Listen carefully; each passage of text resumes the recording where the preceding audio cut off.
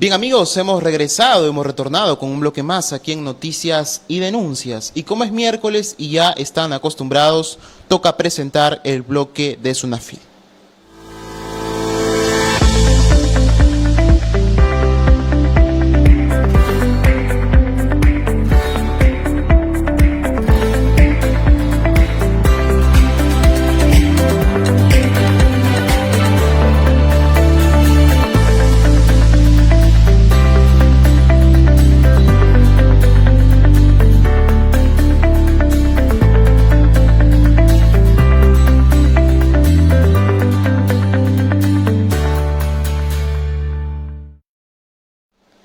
Bien amigos, 12:33 del mediodía, 12:33 del mediodía y presentamos claramente nuestro bloque de Sunafil, así como todos los miércoles. Y bien, tenemos la grata visita del intendente de Sunafil el día de hoy, porque vamos a tocar un tema muy pero muy importante que tiene que ver con cómo actuar las empresas o cómo deberían actuar las empresas ante un caso de hostigamiento sexual en el ámbito laboral.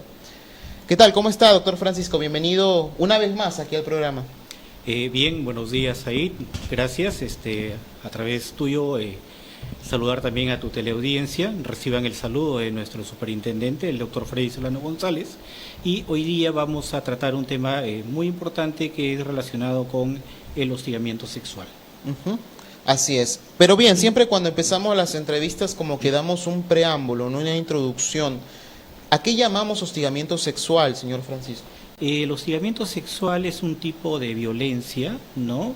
Caracterizado básicamente por conductas o hechos de carácter sexual o sexista, ¿no? Que pueden ocasionar en la víctima cierto un ambiente intimidatorio, ¿no? Hostil o humillante. Es algo que no quisiera, digamos, la víctima que se llegue a ese nivel, ¿no? Normalmente en redes sociales hay diferentes conceptos ligados al hostigamiento sexual y al acoso sexual, pero tengo entendido que son cosas diferentes. ¿En qué se diferencian? Sí, si bien es cierto, tanto el hostigamiento como el acoso son sinónimos, ¿no? Pero a nivel legal, digamos, hay una cierta diferencia porque el hostigamiento sexual se da básicamente en el ámbito institucional o educativo, a diferencia del acoso que se da en el ámbito, aparte del institucional educativo, en el ámbito público también, puede ser en la calle, por ejemplo. ¿No? Adicionalmente, el hostigamiento no puede acarrear sanciones administrativas como destitución, ¿no? O otro tipo de sanciones como amonestaciones o despidos, en el caso de los acosadores, a diferencia del acoso, que ya es un tema penal, ¿no? Claro. Y que puede ser castigado incluso con pena privativa de la libertad. Claro, según tengo entendido, o lo que más o menos usted está explicando, el hostigamiento sexual tiene que ver con quizás un poco el molestar sexualmente o tener actitudes sexistas, como ya lo declaró hace instantes, contra un colega, o también puede ser contra el empleado o mutuamente, ¿no? Tranquilamente cualquier tipo de relación es hostigamiento sexual en este caso. Efectivamente no tiene distinción, digamos, jerárquica de cargos, ni tampoco de género, ¿no? Muchas veces, a veces indicamos que el hostigamiento puede ser del varón a la dama, pero también puede ser al revés, ¿no? Claro, también de la mujer al hombre, al varón, ¿no? Entonces, no hay una distinción, digamos, jerárquica y puede darse en distintos niveles dentro de la entidad, ¿no? Señor Francisco, entonces podemos también llegar a la conclusión que hostigamiento sexual, que si bien es cierto se da en el ámbito institucional, después de repente de tener una sanción importante como puede ser de repente un ejemplo, ¿no? El despido inmediato de esa persona, después quizás la persona agraviada puede tomar ya esto como un acoso sexual y llevarlo ya al ámbito penal. Puede ser como dos niveles que se van dando ya dependiendo de la persona agraviada, es lo que más o menos estoy entendiendo. Efectivamente, el hostigamiento sexual no solamente puede tener la sanción, como le dije, administrativa, que puede ser la institución, sino también puede el agraviado o agraviada llevar esto a la vía penal, ¿no? Y eso puede implicar incluso la pena privativa de la libertad de la persona o del hostigador, ¿no? Entiendo. Entonces, hablamos también de sanciones o suspensiones. Considero yo que también tiene que ver el ambiente económico acá, ¿no? ¿Hay una sanción de parte de Sonafil para las empresas que de repente infringen esta norma? Efectivamente, las sanciones están de acuerdo al tipo de falta que se comete, ¿no? Que puede ser graves, muy graves o leves, ¿no? Y también en función al tipo de empresa, como ya hemos visto en los anteriores casos, ¿no? En el caso de una microempresa, pequeña empresa o gran empresa. Igual las sanciones van desde desde los 300 soles aproximadamente hasta los 200.000 soles, ¿no? Entonces hay que tener bastante cuidado con eso porque en función al tipo también de infracción que se cometa de acuerdo al reglamento de la Ley General de Inspecciones de Trabajo está la sanción que pueden tener cada una de las empresas, y como le decía, pueden ir incluso hasta los 270.529 soles con 50 céntimos en función a la UIT del presente año. ¿Eso hablamos con la gravedad del asunto? ¿Va acorde a la gravedad del caso?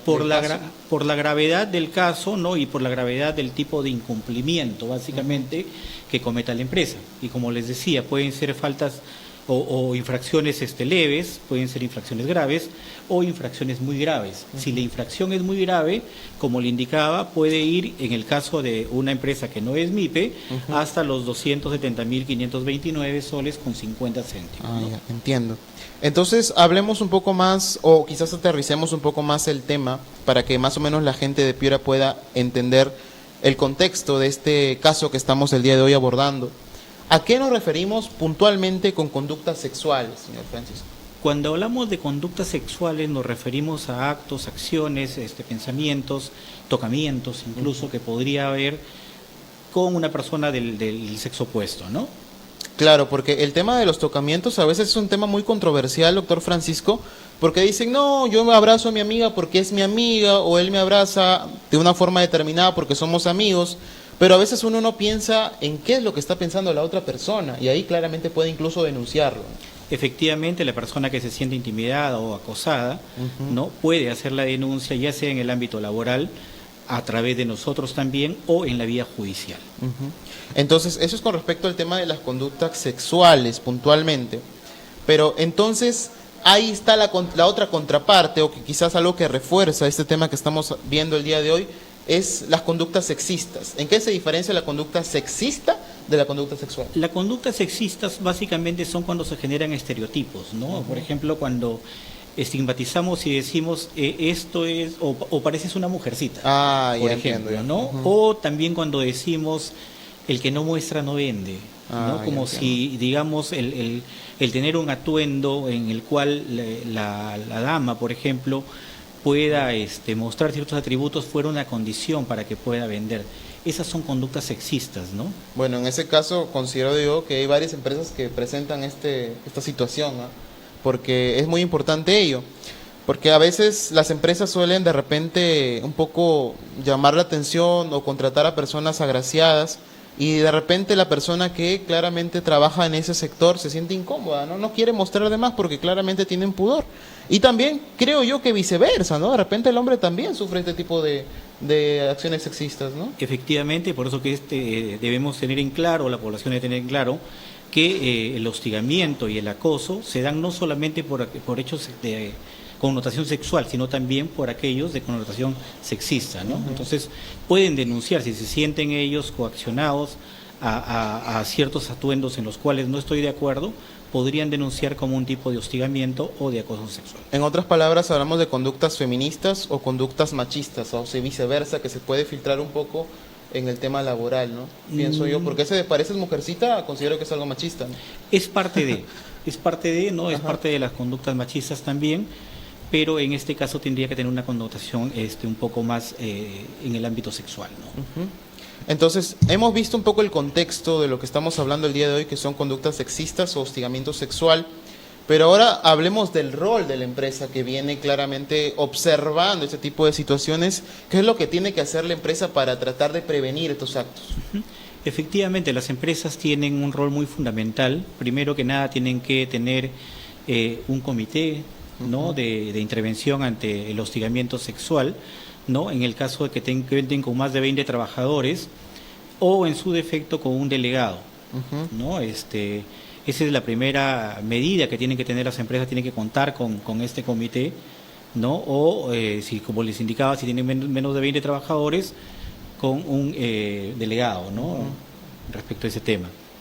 Adicionalmente, la empresa, si es que tuviera alguna denuncia, tiene que inmediatamente reportarla también. Hay un aplicativo en el Ministerio de Trabajo en el cual deben registrar la denuncia en el plazo máximo de 6 días hábiles, ¿no?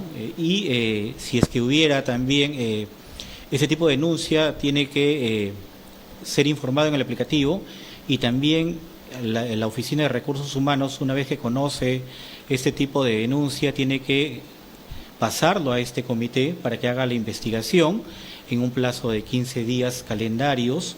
Este comité tiene que hacer un informe correspondiente y pasa a la Oficina de Recursos Humanos, quienes tienen 10 días calendarios también para poder dar por finalizado esta investigación a través de una resolución que también tiene que ser ingresada en este aplicativo del Ministerio de Trabajo, que tiene para tal fin. Usted habla de los comités. Un comité, bueno, normalmente en las entrevistas pasadas llegamos a la conclusión de que hay comités para diferentes situaciones, ¿no? Por ejemplo, habíamos hablado en una entrevista pasada del comité también que previene un poco lo que es el tema de desastres naturales, ¿no? Entonces hablamos de un comité más que el jefe debe asegurar que exista en su empresa para poder darle seguimiento a ese tipo de casos que a veces suelen pasar desapercibidos, porque el jefe a veces no suele pasar mucho tiempo necesariamente con sus empleados. A veces él está de repente en el lado de la negociación o netamente en su oficina aparte, y estas situaciones se pueden presentar a veces a espaldas de él, ¿no? Efectivamente, este comité es importante indicar que es paritario, ¿no? Está conformado por 4 personas, de los cuales 2 son representantes de los trabajadores y 2 son representantes del empleador, ¿correcto? Respecto a los representantes de los trabajadores, esos integrantes, se sugiere que también sean elegidos en la misma fecha que se realiza la elección de los integrantes del Comité de Seguridad y Salud en el Trabajo, que es justamente los que ven el tema que ya indicábamos en reuniones anteriores, ¿no? En entrevistas anteriores, ¿no? Es importante también indicar que por parte de los representantes del empleador, cuando menos uno debe ser parte de la Oficina de Recursos Humanos, y también es importante garantizar la paridad de género, ¿no? O sea, si hablamos de 4 personas que conforman, 2 deberían ser del sexo masculino y 2 del sexo femenino. Entonces, ahora hablemos del lado ya empático, ¿no? Si una persona que de repente nos está observando ahora, que es toda la región de Piura, si esa persona se siente acosada o es víctima claramente de hostigamiento sexual, por hablarlo puntualmente, ¿a quién debe acudir? Primero debería hacer su denuncia ante su Oficina de Recursos Humanos, ¿no? Si considera que de repente esta denuncia no la van a acoger, puede ir a SUNAFIL. Nosotros también recibimos este tipo de denuncias, o también a la vía judicial, ¿no? Que era lo que hablábamos al inicio, ¿no? De que este caso puede ir evolucionando de manera sistemática según sea la situación, ¿no? Por ejemplo, una persona que de repente sufre de hostigamiento sexual, él puede tomar la decisión propia de ir al ambiente penal también, ¿no? Es totalmente libre. Totalmente libre, y es una vía que la puede utilizar de manera indistinta a la acción administrativa que puede hacer, que es, digamos, poner en conocimiento de la Oficina de Recursos Humanos. Entonces, ¿cómo inicia este procedimiento de investigación y sanción? Porque creo yo también que está el beneficio de la duda, o sea, que no se saca la conclusión de una forma reactiva, sino que hay un proceso de investigación, ¿verdad? Efectivamente, y para eso está el comité que le indicaba, ¿no? Que tiene que ver con los temas de hostigamiento sexual, ¿no? Como ya indicaba, también son 4 personas, ¿no? De las cuales 2 son representantes de los trabajadores, 2 del empleador, 1 de ellos debe ser de la Oficina de Recursos Humanos, y 2 deben ser del sexo masculino y 2 del sexo femenino. Entonces, este comité es imparcial, como ya indicaba, una vez recibida la denuncia, que debe ser remitida por la Oficina de Recursos Humanos inmediatamente dentro del plazo de un día hábil de conocido el caso. Ellos tienen 15 días para poder realizar la investigación y comunicarla a los 15 días máximo a la Oficina de Recursos Humanos. La Oficina de Recursos Humanos tiene que emitir una resolución de culminación del proceso de investigación, y esa resolución también tiene que ser ingresada al aplicativo del Ministerio de Trabajo, que tiene para tal fin dentro de los 6 días hábiles siguientes, como plazo máximo. Claro, y hablamos ahora de las medidas quizás, ¿no? Porque sabemos que ya existe este comité, o que debería existir este comité en las empresas para poder darle seguimiento a este tipo de casos. Hay acciones que de repente ellos tienen que hacer en ese proceso después de que una persona o un empleado presentó la denuncia, ¿verdad? Efectivamente, una de las acciones es la rotación o el mover a la persona que está cometiendo este hostigamiento, al hostigador, y también al supuesto agraviado, ¿no? Entonces, pueden hacer la rotación, pueden también declararse incluso la suspensión imperfecta del hostigador, ¿no? A fin de garantizar, digamos, que no se comete este acto, y también se debe comunicar a la autoridad correspondiente para que establezca una medida de alejamiento de la víctima, ¿no? Claro, entonces, en otras palabras, creo que se llega a la conclusión de que no es un proceso reactivo. O sea, una persona que denuncia necesariamente un caso de hostigamiento sexual, hay un proceso de investigación, hay un beneficio de la duda, porque a veces, y de repente se lo traigo a la conversación, señor Francisco, hay personas que de repente, bueno, no quiero involucrar el lado sentimental, pero suele pasar, considero yo, que una persona que se siente rechazada por la otra persona en el ámbito laboral hace todo lo posible por engañar al entorno de que esa persona lo acosa, con el objetivo de que esa persona sea removida de su cargo. Me imagino yo que eso puede pasar. En esas acciones también la persona que de repente se siente un poco traicionada o de repente se siente como un cargamontón mancomunado de personas que están claramente denunciando algo que no existe, puede también tomar medidas, ¿verdad? Efectivamente, ¿no? Esta situación se puede dar, ¿no? Claro, se puede Justamente dar. por eso es la conformación del comité, ¿no? Que es bipartito, tiene 2 representantes, como le decía nuevamente, de los trabajadores y 2 del empleador, ¿no? También se garantiza la paridad de género, ¿no? 2 deben ser del sexo masculino y 2 del sexo Excelente, femenino, porque ¿no? todo por igual tiene que ser. Todo por igual, de manera tal que en cierto modo se pueda garantizar, digamos, la independencia, ¿no? Y también que el proceso de investigación pueda llegar a una conclusión real, ¿no? de los Excelente. hechos que se denuncian, ¿no? Entonces, señor Francisco, ¿cuál es el procedimiento de investigación y sanción que debe considerar la empresa en este tipo de casos? Efectivamente, de acuerdo a la sanción que puede haber, como ya le decía, en la parte administrativa puede implicar la suspensión imperfecta del hostigador, o sea, se puede cortar el vínculo laboral, se lo puede suspender también por una cantidad de días en función al tipo o la gravedad del hecho cometido, ¿no? Claro, hablamos puntualmente de una denuncia formal, pero cuando la persona intenta o hace su denuncia, me imagino yo, la redacta bonito y todo, la tiene lista, para recién acudir a Sunafil, ¿tiene que haber presentado ya una denuncia en la Oficina de Recursos Humanos? No necesariamente. No necesariamente, pero sí es importante que al momento que realiza su denuncia pueda indicar, ¿no? Si presentó la denuncia ante su Oficina de Recursos Humanos, si es la respuesta es no, igual puede presentar la denuncia, y si la presentó también puede indicar si ya se inició el proceso de investigación o también si habiéndolo presentado incluso no se ha iniciado el proceso de investigación, ¿no? Entonces hablamos de un proceso que se da de forma natural y depende ya de la persona si denuncia directamente a Sunafil o también por la Oficina de Recursos Humanos. Pero en caso de que de repente no tenga la denuncia a Oficina de Recursos Humanos, puede directamente acudir a Sunafil, eso queda claro. Efectivamente, puede acudir y puede hacer su denuncia de manera individual, ya sea a través de su Oficina de Recursos Humanos, ya sea a través nuestro, a través de Sunafil, o también a través de la vía judicial. O también puede hacer las 3 formas. Puede denunciar ante la Oficina de Recursos Humanos, puede denunciar ante Sunafil y también ante la vía judicial, ¿no? Esta pregunta que viene es muy importante, yo considero que es una de las más importantes, que es con respecto al tema de la identidad de la persona que denuncia, ¿no? Porque como sabemos que hay un proceso de investigación, hay un proceso de beneficio de la duda, como más o menos lo estamos trabajando con el doctor Francisco el día de hoy, si la persona emite su nombre o de repente lo hace público de que está denunciando a tal persona, como que mientras dura este proceso de investigación van a haber ciertos anticuerpos hacia esa persona, ¿no? Por eso mismo, ¿se puede respetar la identidad de la persona en ese caso? Sí, efectivamente se establece también la reserva de identidad, ¿no? Aunque lo recomendable es que se pueda, que se levante ese secreto de identidad para poder individualizar el caso, porque es un tema de connotación, es un tema complicado y también que es importante a veces conocer, digamos, los hechos, ¿no? Y eso nos va a permitir poder tener una mejor resolución al momento de terminar el procedimiento de investigación, ¿no? Entonces, ¿cuál es el procedimiento que debe realizar SUNAFIL una vez recibida la denuncia? Una vez recibida la denuncia, calificamos y verificamos el cumplimiento de los requisitos establecidos y de acuerdo al reglamento de la Ley General de Inspecciones de Trabajo, en el mismo día de realizada la denuncia se asigna el inspector y se procede con la investigación. Excelente. Entonces, hemos desmenuzado el tema de una forma pero tan buena, que claramente hemos abordado cualquier tipo de punto, ¿no? Cualquier situación que puede pasar a nivel laboral y también cuál es el procedimiento y las consecuencias también que podría tener una denuncia por hostigamiento sexual.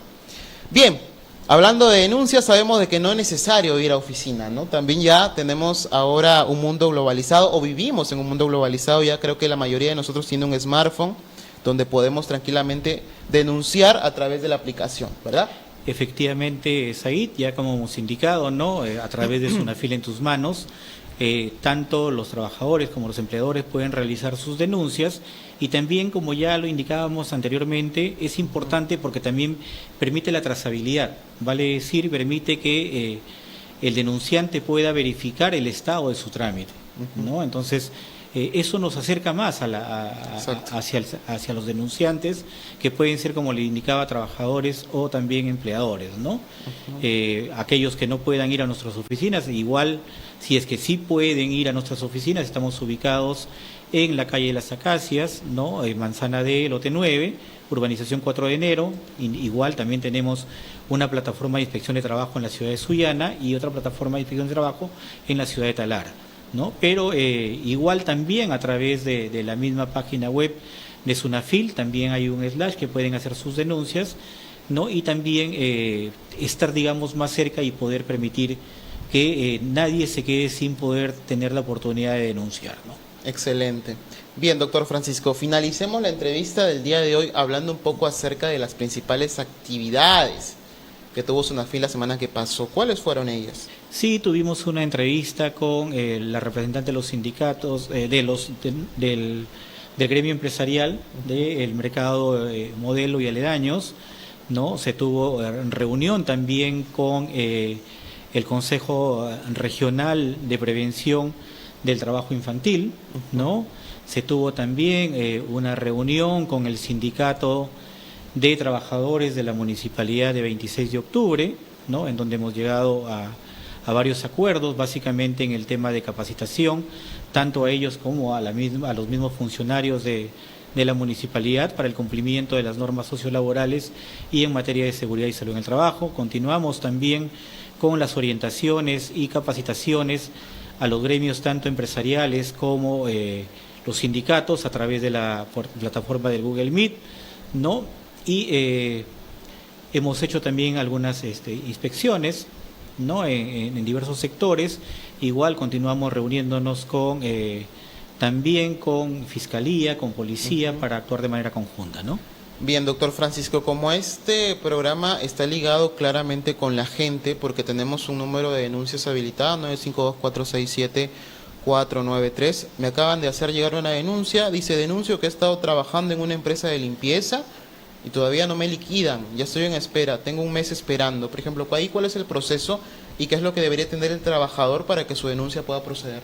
Podría hacer su denuncia a través, como ya le indicaba, es SUNAFIL en tus manos, ¿no? Debe adjuntar algún medio probatorio, ya sea boleta de pago, ¿no? El contrato u otro medio, su documento de identidad, y formular la denuncia correspondiente, indicando el motivo de la misma. Sería importante que cuando califiquen el tipo de denuncia sean lo más claro posibles, en este caso indicar que es por el motivo de no pago de la CTS, ¿no? Claro. Probablemente, o otro concepto, a fin de que se pueda asignar un inspector para solicitar la documentación correspondiente al empleador, y en caso el empleador no demuestre el pago o se determine el incumplimiento, va a ser pasible de sanción, ¿no? Excelente, señor Francisco, agradecerle su presencia. Siempre es un placer conversar con usted sobre temas muy importantes, y desde ya le digo que el bloque de SUNAFIL es uno de los más esperados por la gente, porque hay tantas preguntas que hacer en ese tipo de situaciones. Lo esperamos la siguiente semana, doctor Francisco. Muchas gracias, Said, que tengan un fin de semana tanto los teleaudientes como tu persona, y como es de costumbre, el próximo miércoles nuevamente estaremos con ustedes tratando algún tema de importancia. Bien, Con esta invitación del doctor Francisco, nos estamos yendo a nuestra segunda pausa comercial y ya regresamos con nuestra tercera entrevista e iniciamos claramente con la segunda hora informativa. Pausa y volvemos.